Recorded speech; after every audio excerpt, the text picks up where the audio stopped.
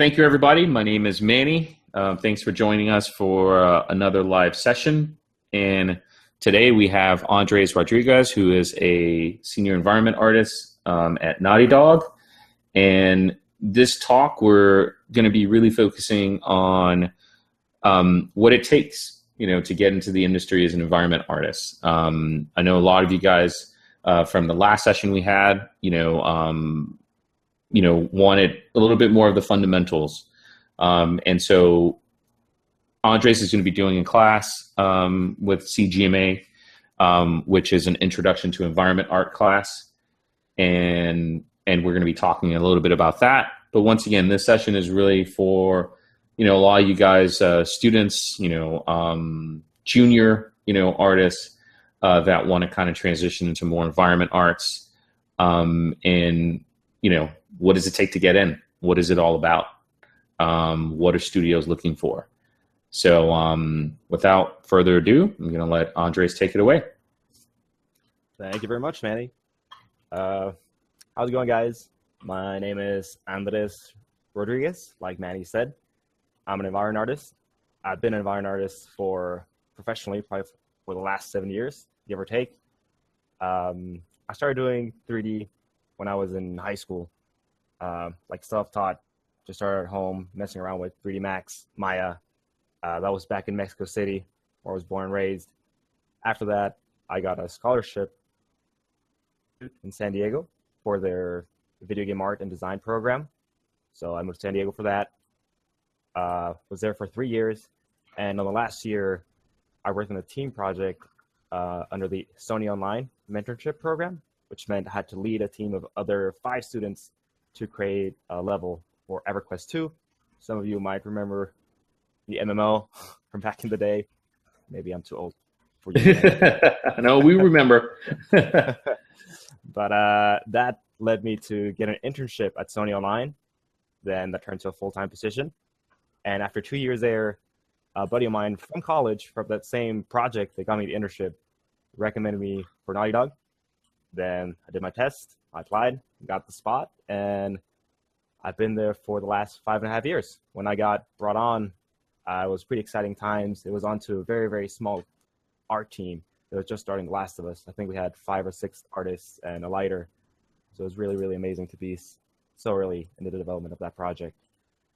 Then it was Last of Us for a long, long time. Then The Last of Us DLC, Last of Us Remastered, and finally Uncharted 4, which is what you guys are seeing on screen. That's one of the levels I had a pleasure to work on. And now we're just excited, still churning away, working on some DLC for you guys. If any of you guys out there played Uncharted 4, thank you. I think most of the people on this session probably have played it. Amazing game, by the way. Thank you. I'll take all the credit. Just kidding. Exactly. Did an amazing job. I did a small part of it. Definitely. So Andres, it's like, give us a little overview of just your process. Absolutely. So my process or my daily duties over at Naughty Dog requires consists of going from a block mesh the designer creates and turning that into something like what you see on screen right now. So it basically takes starting with something like this. So you see on the far left where the mouse is. That's probably something that like a designer will give me. It's a layout, it's a space. They have like an idea of I want the player to go in and see this grand staircase and then go into the next space. And with that, I have free reign to start modeling, start adding detail to bring more personality. And then there's a lot of back and forth with the designer on making sure that the space still has the same gameplay feel and it's the same purpose for the player as I add art.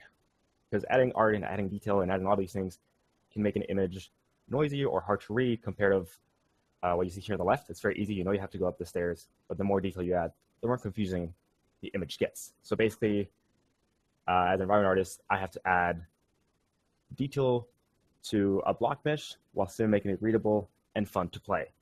To do this, I work mostly in Maya. I'm a world builder and modeler. Mostly in Naughty Dog, we split the jobs. So I get paired up with a texture artist who will take care of creating all, if not most of the shaders I like to chip in when I can. But when push comes to shove and the deadlines are on top of you, it's good to have somebody that can create all those textures and make sure they're going to look awesome. And I can just focus on the layout, the composition, the shapes, the visual language they're going to have with the space. Of course, working alongside with concept artists and designers to make sure we keep everything in check.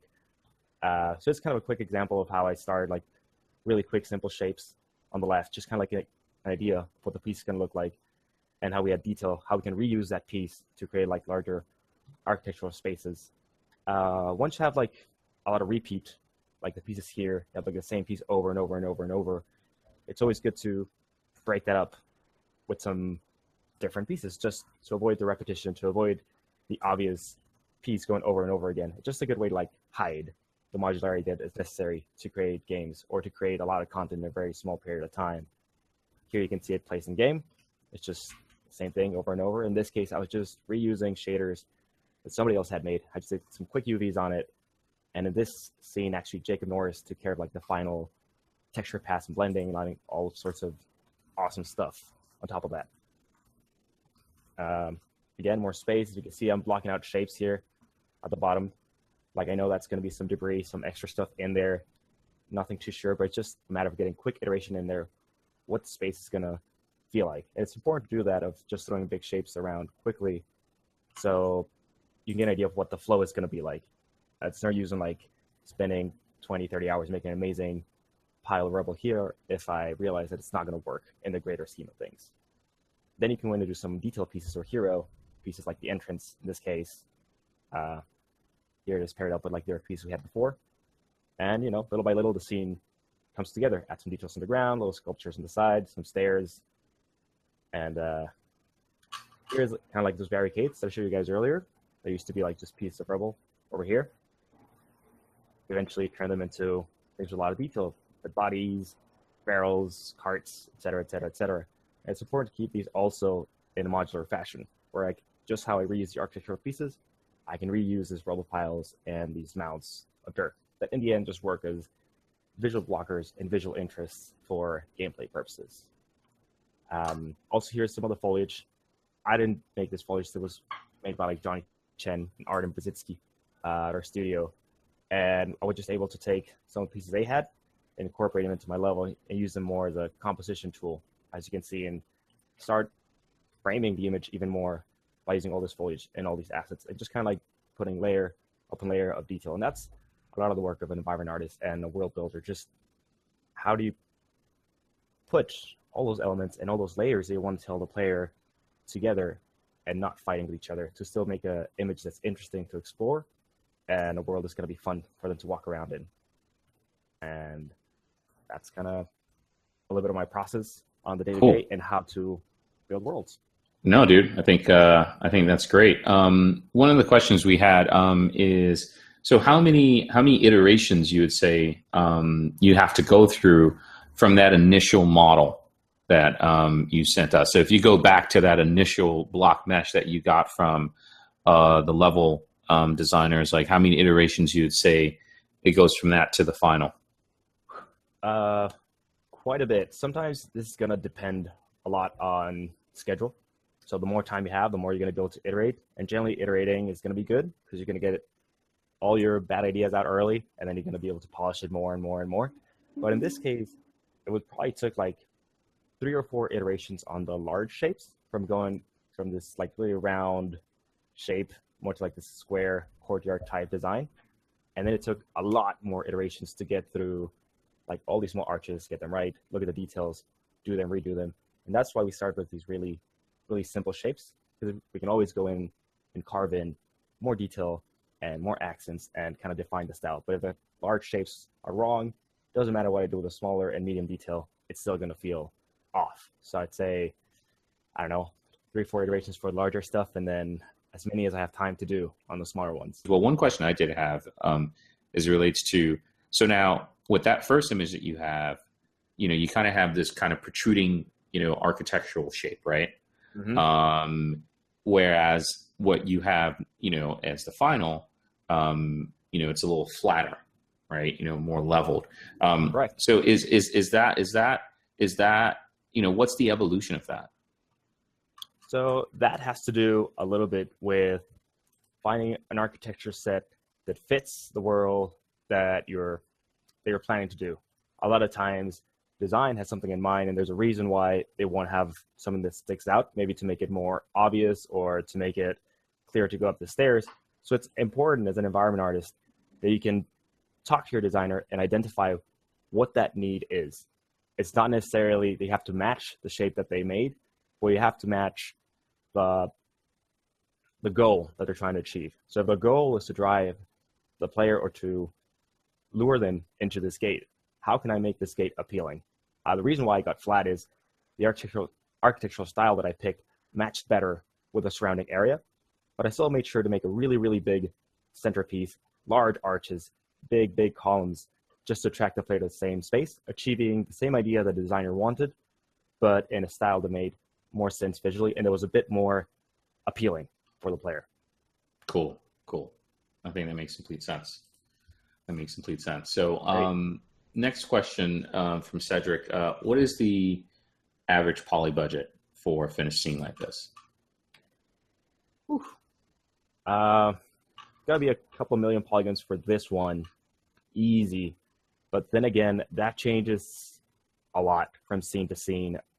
We take a big hit the more NPCs we have on screen, the more particles we have on screen, and the more effects we have on screen, basically. So there are some very, very small scenes that, even though the poly count is pretty low, because we can't afford anymore, because there's a lot of characters, a lot of interactions, a lot of things going on as far as effects and breakables. But this scene in particular, I was going to say a couple of million polygons at least, but it's more of having good modeling practices all around, and then keep pushing the engine as much as you can, and then kind of take it back from there. There's no like set goal that we need to hit. We kind of give and take resources with other departments, including texture memory and poly count, to find what's best for each particular level. You don't have like a set budget, I would say. No, and film, we work somewhat similar as well. So it's amazing that you guys get that high up there in terms of your poly budget. Yeah. I mean, also a lot of our characters are really, really detailed, and that's why they look so fantastic. So we got to make sure to account for that, because we definitely want to keep that fidelity in the level. Exactly. So when you're creating modular assets, do you end up deleting the side geo, or do you leave the meshes watertight? This is from Roman. Sure. If it's, for the most part, I'd say keep them watertight, just because you never know if the guy next to you is going to grab that piece and use it in a very, very creative way that you never expected, and now he can't use it because it's not watertight. It doesn't have back faces. So unless you have a very specific reason why you want to get rid of those back faces, maybe performance, you're really, really tight, maybe make a variant where you delete the back faces, make them really cheap and efficient, go for it. But for the most part, keep it watertight, unless it's a very obvious face that the player is never going to see, like maybe that base of a column, sure. But for the broken version, make sure to keep that face in, make it watertight in case somebody else needs that piece later. Cool. And Chris wants to know what kind of timeline, we actually answered that in terms of timeline for the level of this size. Where did you draw your inspiration from for the scene? So this scene, we actually, it's a scene I really, really enjoyed to work on because it had so many things going on inside of it. So first, it had a lot of architecture from the 15th and 16th century. We talked a lot about one of the concept artists and the art directors about this. There was a little bit of Dutch, a little bit of Spanish architecture in this that we're trying to like mix to make it look like a unique courtyard. And for this scene in particular, there was a lot of storytelling we wanted to layer in. So the inspiration came from first coming out with like an amazing courtyard that would work like a political environment. So it's a courtyard where like whoever's in this structure behind you would come out and give the news to the people and be like, this is what we're doing. This is where the councils would happen. This is where the news would spread to other towns. So it's got to feel slightly imposing and very, very important. Secondly, there was a revolution in this courtyard. So we're trying to show that there was a war, that there was a battle, and that there was a very brutal action happening before this place got abandoned. Then we layer in the story of this place has been abandoned since last time it was built or used or anybody else was here, which is probably 400 or 500 years ago. And we got to separate the destruction of the battle that happened and the destruction that happened by nature and the elements. And finally show the elements themselves. So inspiration drawn from the jungle to make the vegetation, inspiration drawn from like images or movies from the French Revolution and the American Civil War to do like all these barricades and things like that. And then reference from architecture in the 15 and 1600s to actually come up with the look of the courtyard. And then you kind of mash all those together and you get something like this-ish. Yeah. With the help of a concept artist. Well, speaking of concept artists, how crucial would you say a role of a concept artist is in a scene like this? I would say it was very crucial, and not just him, but also like the designer and the texture artist. I think there's a lot of back and forth with coming up with a complex scene like this and making sure that the elements come through properly. Because a lot of times with a big scene like this, you can get boggled down in the details on making sure that this one corner looks great, or this one little piece looks great, this one barrel looks great, but you're not keeping the big picture in mind. And somebody like a concept artist can help you keep that in check. So for a lot of this, I came up with like a lot of big shapes and the arches and the shapes, and I kept talking to, actually I worked with 3 different concept guys, but Nick was one of the ones I talked to a lot. And yeah, we talked foliage placement, we talked barricades, and then with Junkie, the designer, we talked all about like layout, where the barricades go, how are we going to shape those up, what's the player's experience as they move through the space, how is the player going to experience this. So the concept artist, I would say, important, but not just him, anybody that can give you feedback on how the player experience is going to be better is greatly welcome to contribute. Definitely. Are you creating skyboxes? Is creating skyboxes a part of your job description? No. We have, in this case, I believe it was the concept guys who came up with the skybox for this level. So shout out to the concept team. Cool. And how do you deal with UVs to get a good texture resolution? Well, that has to do, we have like a tool by default, a simple script that as soon as you run it, it rearranges the UVs to match the correct textile density. That being said, when you're using a lot of trim sheets, that can get complicated because the trim sheet doesn't always match the textile resolution. What we do to get around that a lot of times is we'll have the trim sheet that includes the main normal map. So it'll have some sort of detail like here or like that shows like the larger shapes they are using. And on top of that, we will overlay the material they are using, like the marble or the plaster or the concrete, and that will be at the correct textile density. That will be guaranteed that the textures always look high res up close, but then we can do whatever we want with the shapes in a second UV set, if that makes sense. Okay. No, that does. I think that answered that question. Excellent. So how often are tile / seamless textures used over custom textures to fit for a specific mesh? We use, as an environment artist, I think tile textures are going to be one of your best friends. The larger the environment, the more you got to use tiling textures, just because there's so much room to cover. That might have been maybe a little bit limiting back in the days, but with newer and newer shaders, we can stack so many layers on top of each other. You can create almost endless variation by using tileable textures and trim sheets on top of that. That doesn't mean you don't need one-to-one textures. Of course you do. There's a lot of props, and anything you want to really, really stand out, go ahead, make a one-to-one to that. But also remember, they are not mutually exclusive approaches. You can go in and make an incredible normal map and a one-to-one sculpt and a great model for something, and then have a tiling material on top of that in engine. So mostly you're going to be working with tile textures, but one-to-ones definitely have their place. They're important, but you got to realize that takes longer to make. So use that when it matters. Make sure that it shines whenever you're using one-to-ones, because you're using a lot of resources and a lot of time. Cool. And could we, Brandon is asking, could we see an example of a trim sheet? Obviously, it would be a little harder for this environment, but do you have an example of that? Yeah, so I have 2 examples I can show you. One of them was just a very, very simple like drawing real quick that I did way back when, like to plan a trim sheet I was working on. Which is, that's funny, you actually sketch it out. Sometimes when I have something really clear in mind, I can sketch it out just to know I want to make sure I keep like proper density between these things. It's going to be like a little concrete trim, bricks in the ground, trim color variation. So like that could be a quick version, but another trim sheet I can show you. So I was working on this guy for the last couple of days, and just a very simple wood trim sheet, having like a main panel down here, a smaller square panels up here, and then 3 different trims going up the top. So I just made this guy inside of Substance Designer. Nothing too fancy, but it gets the concept across of how a trim sheet works. Cool.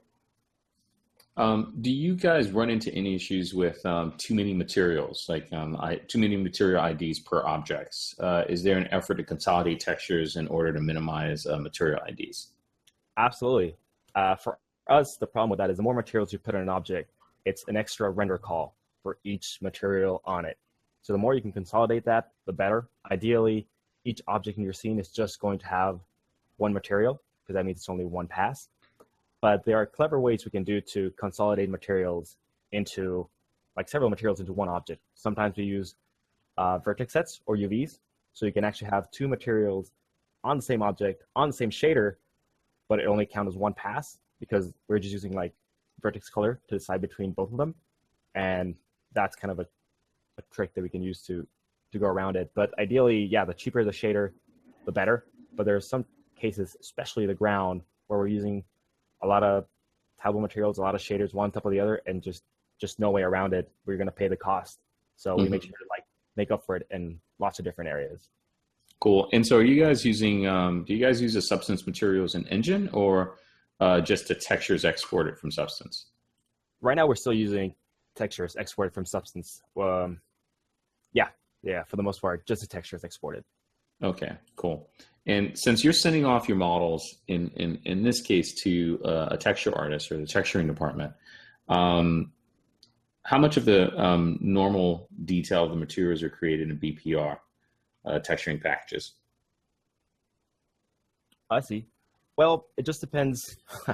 Again, it's a very dynamic environment there. So it depends a lot of who you're going to be paired up with. So a lot of times I'll be creating models that could be really, really simple. Mm-hmm. It can just be like box modeling, and I can send it up to my texture artist and I can be like, take it away. Some of them, if I want to take it over, I can make the low poly. I can make the high poly on top of that. Let somebody else do it. But we still, we create like all materials in a PBR workflow inside a texturing package like Substance or Quixel or things like that.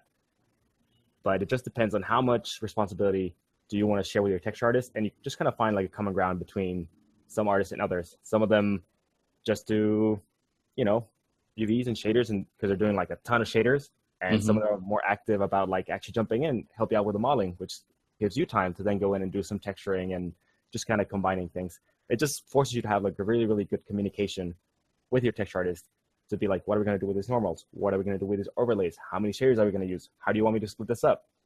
So we kind of determine that on a case by case, but it's about having good communication with the person you're paired up with. I couldn't agree with that more. I think in most cases it's definitely that, that communication. Fantastic. So and I think that answered your question as well, Jason, as it relates to, do you high poly model every object, or do you model from textures? Obviously in this case it's a split. It varies. Yeah. So Chris is asking, do you typically use per object collisions, or do the designers go in afterwards and pin in the areas with simple collisions? No. Actually, collision responsibilities at Naughty Dog fall to the environment artists, but it's up to us for the most part to create an asset, make sure it has like proper collision around it, and then import it and then rebuild all those levels. So we don't do, per object, I guess I would say. But even then, sometimes having that much collision gets kind of messy. So we'll do custom sheets for certain areas. So I guess for the most part, per object collision. But we do use collision sheets that are also created by the environment artists. Designers have other ways of controlling where the player can and can't go, but collision in general is all environment artist specific. Cool. So before we get to Gabriel's question, Nadim Nadim is asking, so she's heard from, or I have heard from a few voices in the industry that the job of concept artists, environment artists, is merging into one position. I am an aspiring concept artist now, very much interested in 3D environment art. Do you feel that these two areas of the pipeline are merging? That is fantastic that you're a concept artist interested in 3D. I guess they're merging in the sense that there's not such high technical barrier to get into environment art anymore. A lot of the shading and lighting is made a lot more accessible. A lot of tools are converging.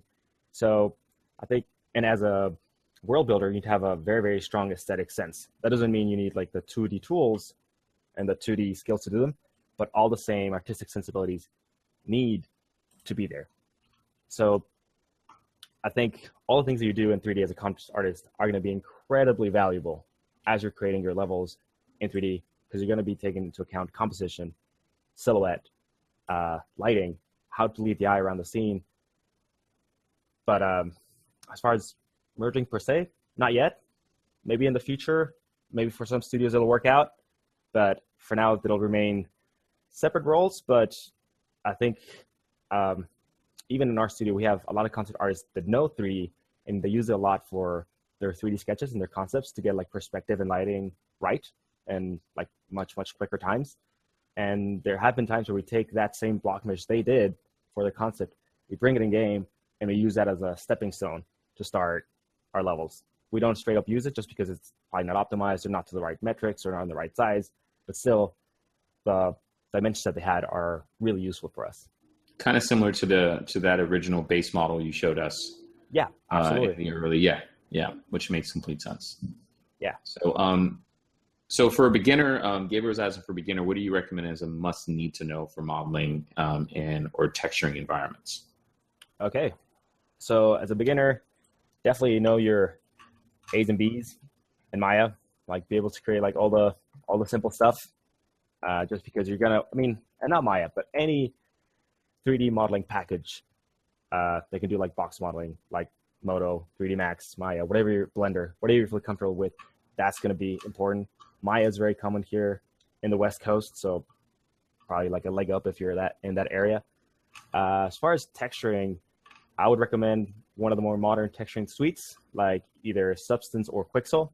They're both really, really good, but that just lets you deal with like a PBR workflow in a much faster way than just using like 2D painting masks like back in the day. So yeah, I think those two will be really, really good. And just about creating a couple of really good assets that show that have the basics. You'll always be able to make giant levels later, but make sure you can do Maya right and you do the basics texturing right, and that'll get you going in the right direction. Cool. And Jason wanted to touch upon some of the foliage work that you did, and if you could give just a brief overview of that. Absolutely. Even though I didn't personally make this foliage for the game, I was sitting right next to Artem, and I kind of talked to him a lot of how he was creating, how he built it. No, we did not use SpeedTree for this. We had a couple of scripts in-house that would help us make splines and kind of rotate them and twist them and change like thickness, and that was pretty useful. But it was all basically made by hand, like old school modeling.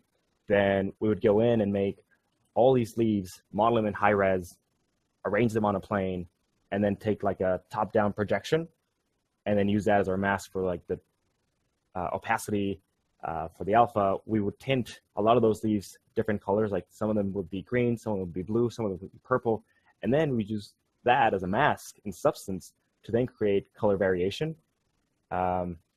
Similar to, let's see if I can find it somewhere around here. Do I still have it? Yeah, some of the masks like here, right? So you have like different colors or different gradients, and then you can use that gradient to do color variation amongst the leaves. And then that would bake down to either a tiling texture or the shape of a branch or the shape of a vine. And then we would arrange those cards already baked down to create this final foliage image that you see here. So all of these are cards except for that guy. This is probably using the spline tree. Well, all our trees were created for the most part, in the same manner. Cool. And so when you guys are, as an environment artist, or any artist in general, Naughty Dog, are you able to use the packages that you're comfortable with? Or is there a mandate for a particular, software for the pipeline? Absolutely. So that depends a lot on the studio. So for us, a lot of our tools are tied to Maya. So we have to use Maya to do all our modeling. But for texturing, they all go into the engine through like our proprietary texturing software. So you can use whatever you want to texture. But there's other studios, for example, if that studio using Unreal, you can import, since you're just importing your meshes, either like in FBX or Collada or whatever, you can use Max, you can probably use Modo, you can use Blender.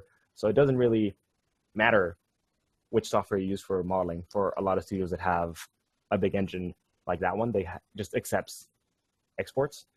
But if you're, I don't know, if you have your heart set on a particular studio and you know that they use a certain program, it would be good to go in knowing that program ahead of time. It's not necessary because in the end, in this industry, programs come and go pretty often. Like there's a lot of software you're going to learn right now, and in 5 years, you're going to learn something new, and 2 years from that, you're going to learn something new. So you're going to be able to, going to have to adapt a lot with this industry. So yeah, what I'd say is great choice of words, adapt. Yeah, exactly. So I'd say no, there's no required one. Just make sure with the one you choose, you're able to create good work, and you can show that. No, that's great. So talking about, just junior artists and just working in the industry, in a demo reel, is it important to show outdoor scenes, indoor scenes, or a variety of props? That's a good question. So if you're just starting, you could have a scene like this one. It's a little scene. You have prop. You have a different prop. But in the end, I don't think it matters what you're showing.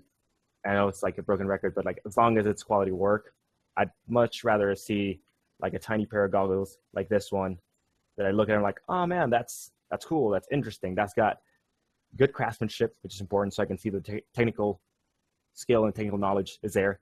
An interesting subject matter. So avoid giving me the same box that has been done a million times, unless you're going to put a cool twist in that box.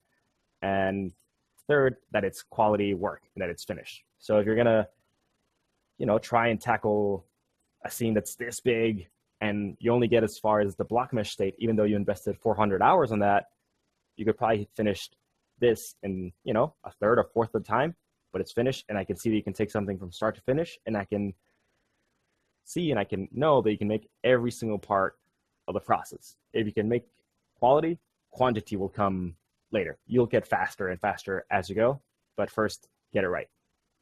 Yep, I completely agree. So I would like to know what qualifications one needs to get a job as an environment artist. This is what I want to do. And the diplomas I have come across don't really pay much attention to environment art in the curriculum. Is it okay to be self-taught, i.e. through online courses / sessions aimed specifically at environment art? Absolutely. Yeah, absolutely. There's few jobs that I see really depend on like having that 3-year degree or anything like that. It's all about the portfolio and about the work that you're showing. When you're going into studio to apply, the first thing they look at is your portfolio. And if there's amazing work there, they're going to be like, I want to talk to this guy or girl, or I want to talk to whoever made this art. So don't worry about the degree. Worry about having amazing art. Degrees sometimes might get you some peers that will make it in the industry later. But to make up for that, go online, go into forums, post your work. Make sure that you're getting feedback from everybody online, and all the professionals check out the same online sites that you do. They check out the CG Societies, the art stations, the Polycount. Yeah, the Polygowns. They are. I just said the Polycounts. The Polycounts. They check out Polycount. The Facebooks. So they check out Polycount. We all check the same sites. So if we see your work popping up there, next time when you apply to the company, we're going to remember that we saw that awesome piece of work, and we're going to be interested in talking to you. So make sure to get an online presence and make sure to make awesome work that is finished and up to quality. Cool. And in keeping with the theme in terms of junior artists and trying to break in as an environment artist, how many scenes do you think someone should have in a portfolio? As many as you have that look great. It's a tricky question because even coming out of college, I remember having only one scene that I was really proud of, but my portfolio had 6 things in it because I thought I needed quantity. And the first thing my lead told me is like, get rid of that, and polish that one. So I was left with just one piece in my portfolio that I polished, and that was it. Because a lot of times you're going to remember that ugly, you're more likely to dismiss a candidate based on their ugliest piece than you are to remember the best one that they had. So just keep the best work they have in your portfolio. And if that means you only have one pair of goggles like this guy, just keep the pair of goggles and start working on the next piece so you can keep building that portfolio. And that goes back to, it's better to have a lot of really polished small things than one giant thing that's unfinished or unimpressive. Definitely. So do you have to show the mesh and the render in your demo reel? No, I wouldn't say you have to. It's not. I'm still more leaning towards the wow factor. So if you're going for a slightly above average poly count for games, and I'm like, man, that probably wouldn't run in game, but damn, that looks amazing. I would rather have that than check out this TV that I made with 3 polygons, but it looks unimpressive. If you got both and you have a clean mesh that looks good, show it off, but leave it like at the very bottom. So if you have like 4 or 5 screenshots, the first 3, make sure you're showing off how cool that looks. And the 4th one, sure, show your flats, show your wireframe, but that's just kind of icing on top. It's not the important stuff. Cool. And what are some of the fundamental or foundational 2D skills you would say that someone should focus on in order to build the necessary skills to become a great environment artist? Absolutely. So I would say the most important one is composition. From 2D to 3D, that's the one rule that stays constant. Being able to create a good, interesting composition would serve you with level design, will serve you with film, will serve you with VR, whatever it is. Being able to present something in a clear, interesting manner is going to be very, very useful. Following that, shape and silhouette, again, goes with ways of not making things look boring, especially when you have a limited amount of polygons. Where you put that detail, aka like in silhouettes, when things that stick out against the skyline or breaking up lines that go on forever and ever just because of the way things are built with polygons, is going to be vital. So even if we look like a little scene like this one, like, simple composition, strong couple of colors, and a very simple lighting, all of those are skills that are very important to 2D that can translate almost one-to-one to 3D. Great. So, and on that same, question regarding 2D, do you think someone could succeed in, as an environment artist with very bad painting skills? Yes. I absolutely think you can, but I would encourage you to continue doodling and experimenting with all the basic concepts of art.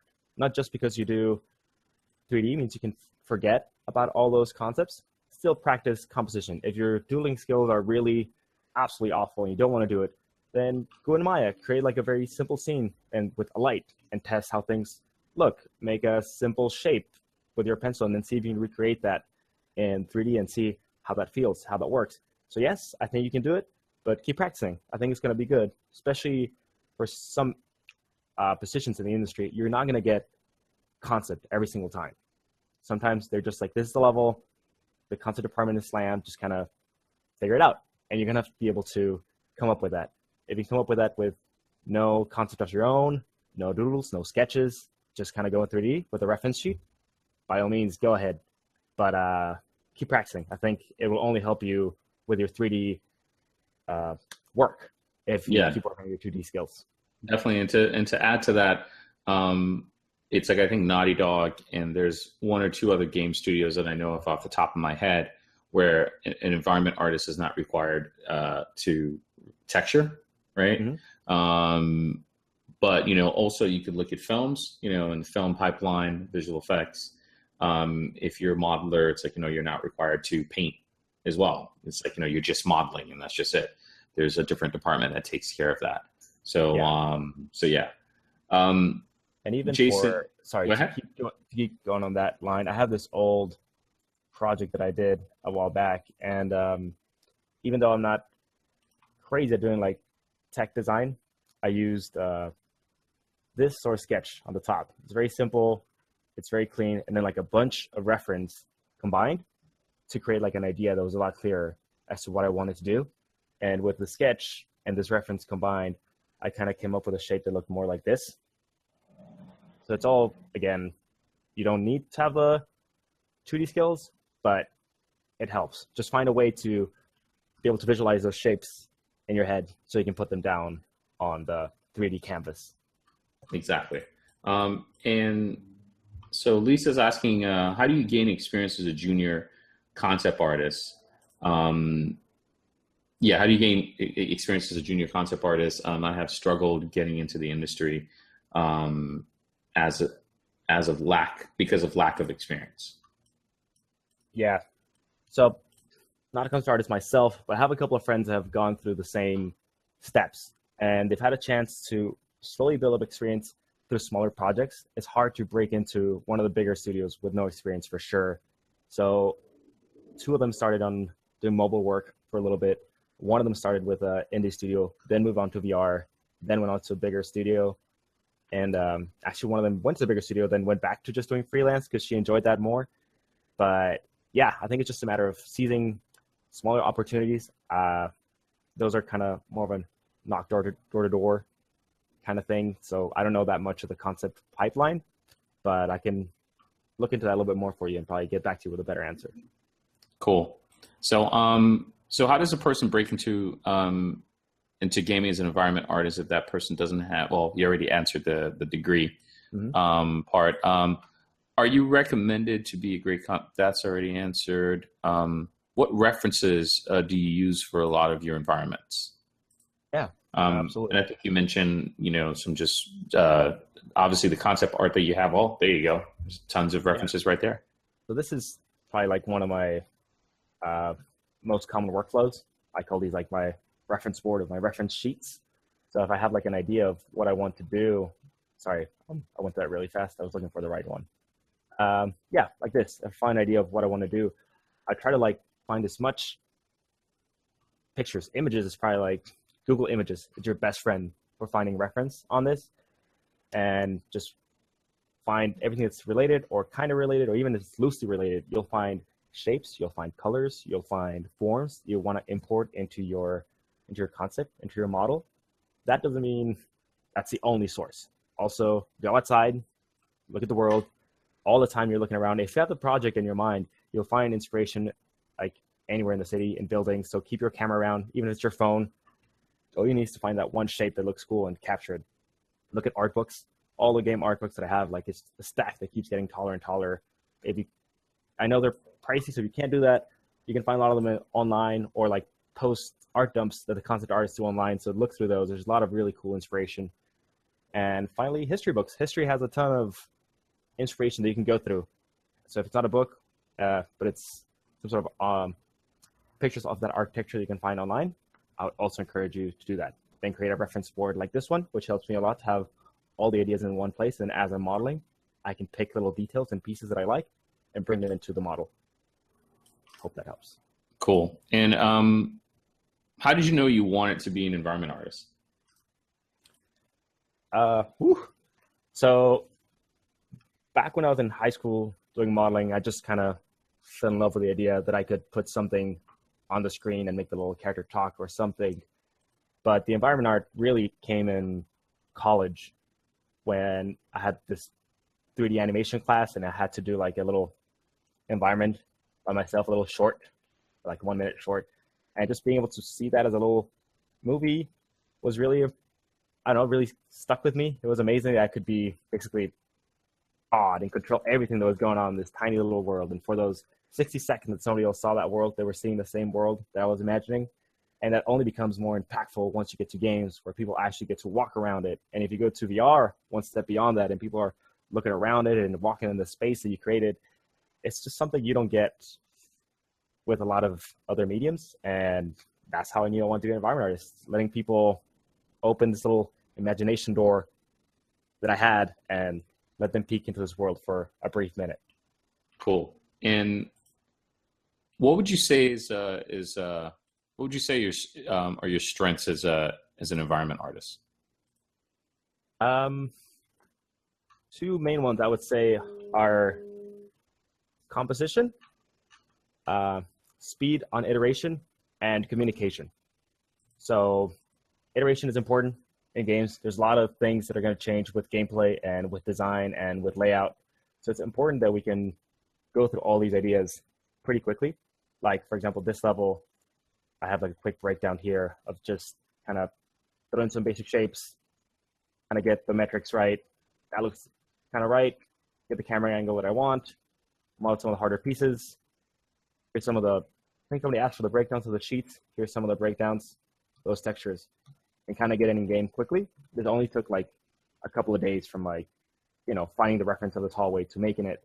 So iteration, I think, is a big one, because then that helps me to get stuff in game. It helps the designers to see how that's going to work. It helps other departments like concept to see whether their idea is going to work or not in 3D.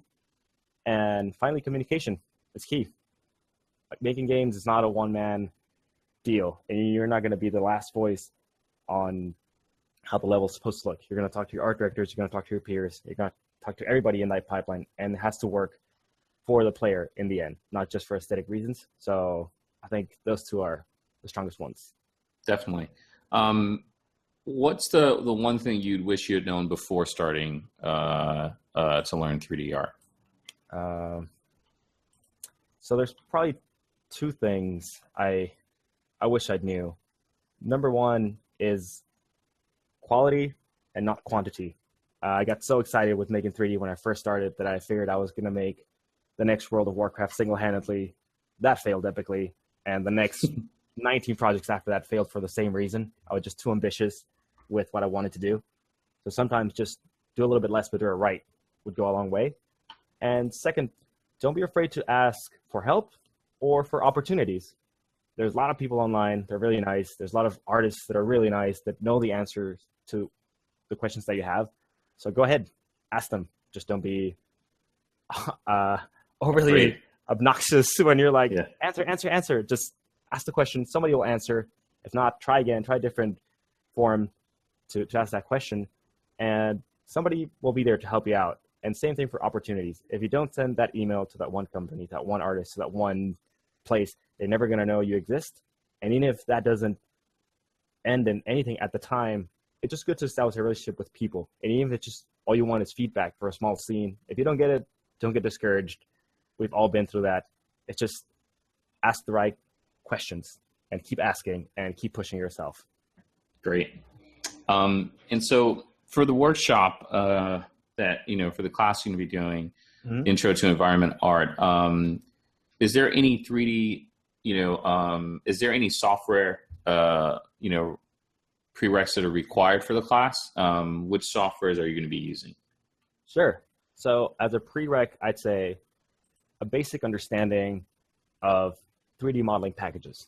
If you have experience in Maya, you're basic in Maya, that's definitely a plus, but just understanding how 3D packages work in general will be good. We'll be covering Maya, how to do modeling, how to do a little bit of high poly modeling. I'm going to cover sculpting in Maya/Mudbox, which is basically the same thing in 2017. And I'm also going to tackle a little bit of how to do Substance Painter after we create like a high poly object. Is it going to switch? Yeah, there you go. Like how we can create something like this using only Substance Painter. And then we're going to cover a little bit of Designer, how we can create like the textures that I created for that hallway scene, similar to this guy, or I had like some of the lamps that you saw created up there were just created with a very simple tileable texture. Yeah, like the lamps that are like up here. So yeah, basically the Substance Design Suite and Maya will probably be the main softwares that we're going to cover in that class. Cool. And what does the class cover from week to week? What's an overview?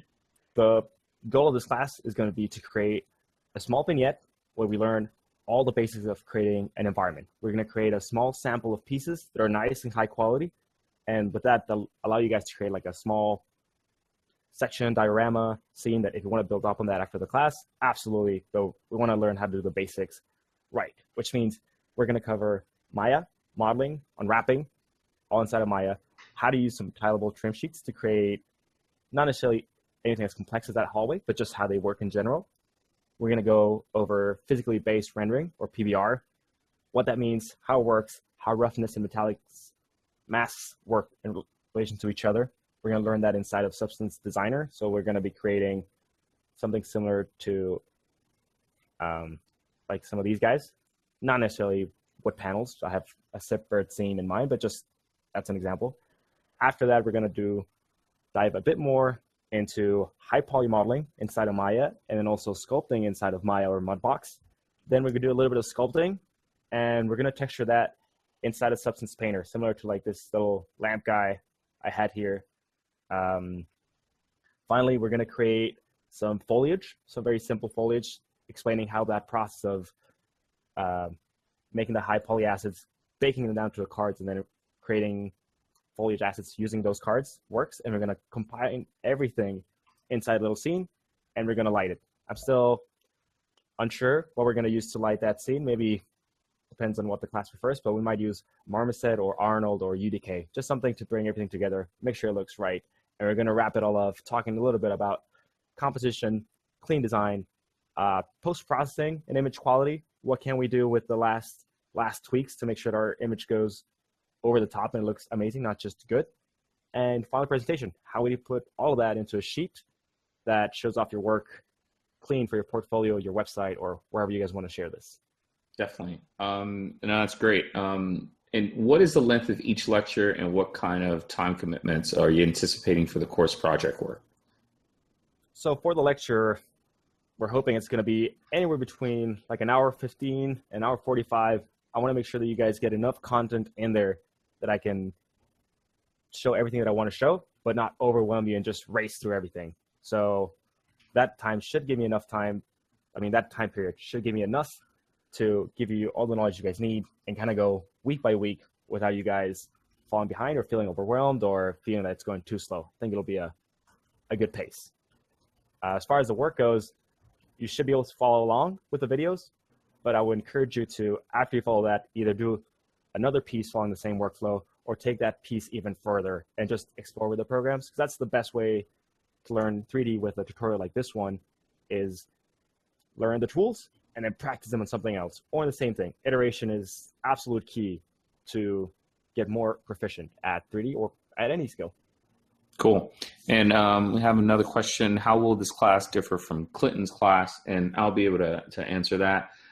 So Andre's his class is definitely more of an introduction, to environment art. So it's kind of covering, as you mentioned, the fundamentals, of just good, solid, environment art skills, practices, workflow. Is kind of really understanding that. Clinton's class is obviously much more advanced as it relates to, modular, modular implementation and environment art. And so, for some of you guys who thought that Clinton's class seemed a little bit more advanced, this, Andres' class is perfect for you. Once again, kind of going through the fundamentals of, what it takes to be a great environment artist, right? Absolutely. So yeah, you want to add to that, Andres? Yeah, and I'd say, if possible, if you could chain them back to back, learn how to make a lot of these like small high quality assets, and then learn how to translate those assets to a bigger scene like this one. Instead of just using simple shapes, you're going to have a really, really big scene with lots of detail. And I think that would be the best case scenario if possible. Definitely. And someone's asking how long is the class? The class is 10 weeks long. So it's a 10-week long class. And will I be getting direct feedback, and how long will the feedback be? You want to answer that, Andres? Sure.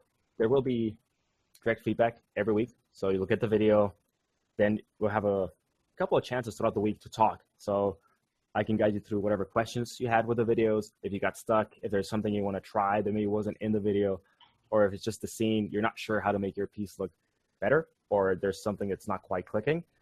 Yeah, we'll have one-to-one time. There'll be a little bit written feedback, and then also like I believe a weekly Q&A with you guys on. Yeah. There's gonna be a weekly Q&A and video feedback, kind of going through everything. So definitely pretty hands-on. Pretty hands-on. And the last question, because I know you got to get back to work, Andres. Friday. Yeah, I know. It's what would you say is the most common mistake students make on their demo reel? I think by far it's putting all the work I have ever done into one place, because check this out, that's the biggest mistake. Keep it short, keep it sweet, wow me with that one or two pieces that you really, really like, that you really, really polished. And if that's all you think is amazing, that's all you think it's amazing. No need to put all your learning work. I know you learned the stuff before because it shows in this new awesome looking piece you just finished. Cool. Oh, that's great. That's great. And on that note, got to let the man get back to work. But I have to say, Andres, thank you so much for taking the time, out of your schedule and doing this with us. It's like, the questions, it's like, the answers, it's like, we're great. Obviously, you're very knowledgeable, very thorough in your responses. So, and thank you for kind of giving us a really great breakdown of that process, with a lot of the work in progress images and everything. It's like that, I know a lot of people benefited from that a great deal. So, and so definitely thank you for stopping by. No problem. Thanks guys for coming lunch. It's been a lot of fun. Hopefully I get to talk to a lot of you again. Cool. And everybody, thank you for, taking your time off of your schedules. It's like, whether it's lunch or, early weekend or whatever it is, it's like nights, thank you for spending some time with us.